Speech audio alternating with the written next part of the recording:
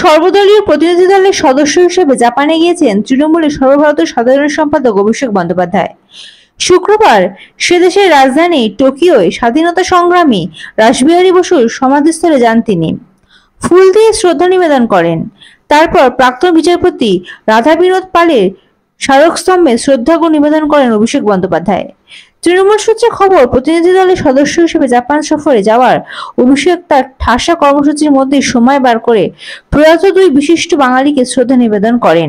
এই নিয়ে তৃণমূল নেত্রী ডক্টর শশী পাজা বলেন, একটি 9 সদস্য সাংসদদের প্রতিনিধি দল ভারতবর্ষ থেকে পৌঁছে গেছে জাপানে।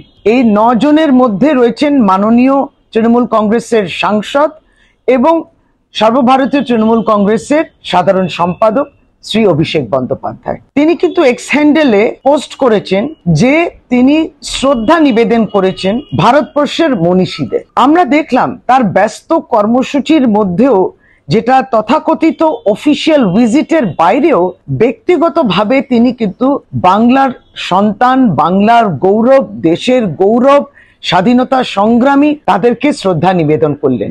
তিনি কোথায় গেলেন? টাকা কবরস্থান, যেটা টোকিওতে রয়েছে, সেখানে তিনি কিন্তু শ্রদ্ধা জানালেন রাসবিহারী বোসকে। ঠিক সেইভাবে তিনি ইয়াসুকুনি শ্রাইন, অর্থাৎ ইয়াসুকুনি একটি মন্দির, সেখানেও পৌঁছলেন, যেখানে প্রাক্তন রাধা বিনোদ পাল তিনি রয়েছেন, তার ওখানে শ্রদ্ধা জানিয়েছেন, তিনি পুষ্প নিবেদন করেছেন।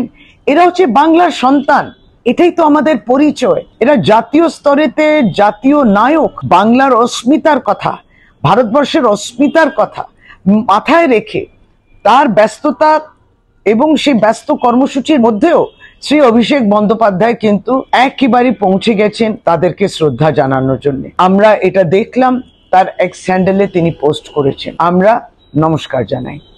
Bureau report, ND Bangla news. সবার আগে সব খবর, সঠিক খবর পেতে ফেসবুক পেজটি ফলো করে এবং ইউটিউব চ্যানেলটি সাবস্ক্রাইব করে রাখুন আর শেয়ার করতে ভুলবেন না।